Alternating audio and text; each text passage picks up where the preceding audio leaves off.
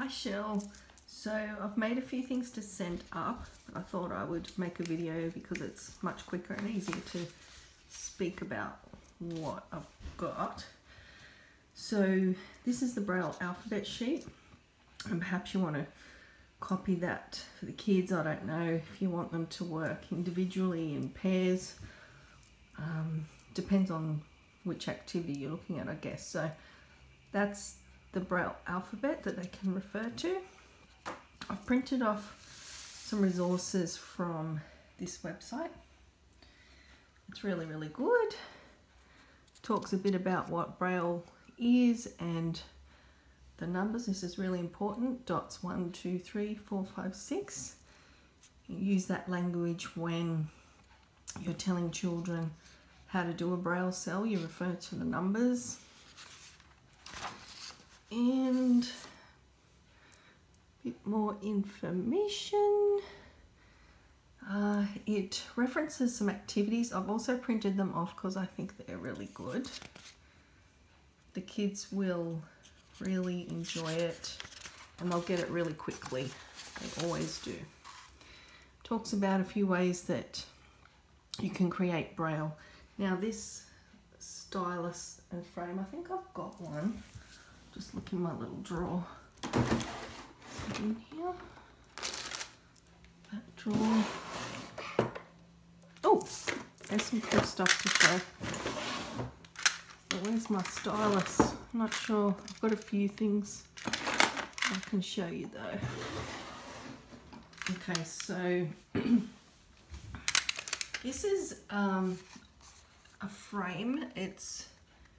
My one's metal, you can get a plastic one, and you use this tool here to press in to the frame, and each one of these little bits represents a cell. The problem with that one is you have to work in reverse, but it's good if you're creating a document and you make a mistake with a dot.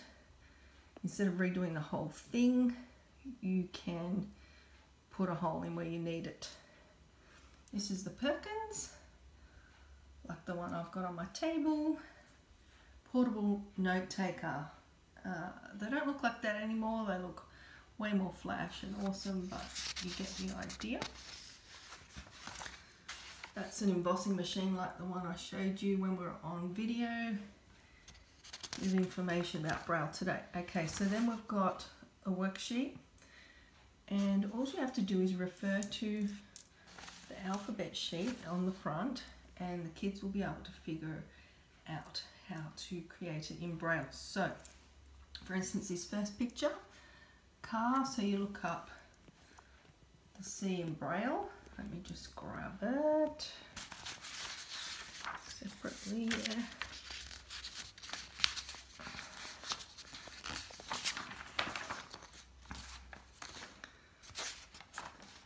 Yeah. So you just look for C for car.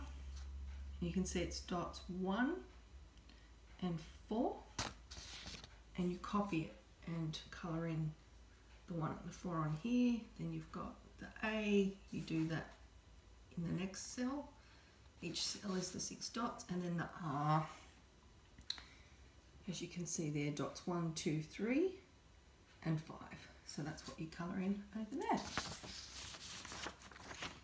Alrighty. There's an activity sheet here in case you want it. You want to give the kids a sentence and see what they can do. Just a reminder that in between words you need a space. So if you were doing I want, you would do the I in this first cell, then you would leave a blank, and then you do the W-A-N-T.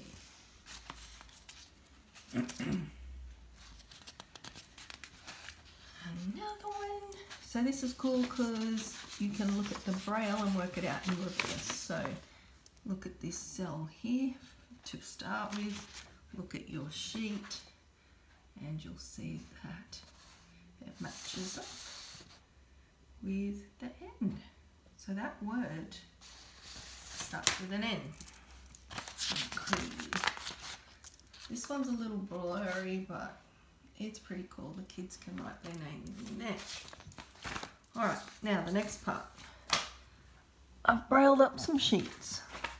Now this is a total crash course, but I just wanted to give you guys an idea of how we teach Braille. So we would start really simply, and I would do sheets and sheets of these. So this first line here, I've just done L's and A's, L, A. And to make it fun, I would say to them something like, find the ants in the long grass.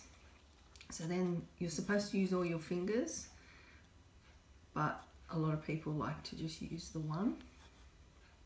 It's a bit naughty.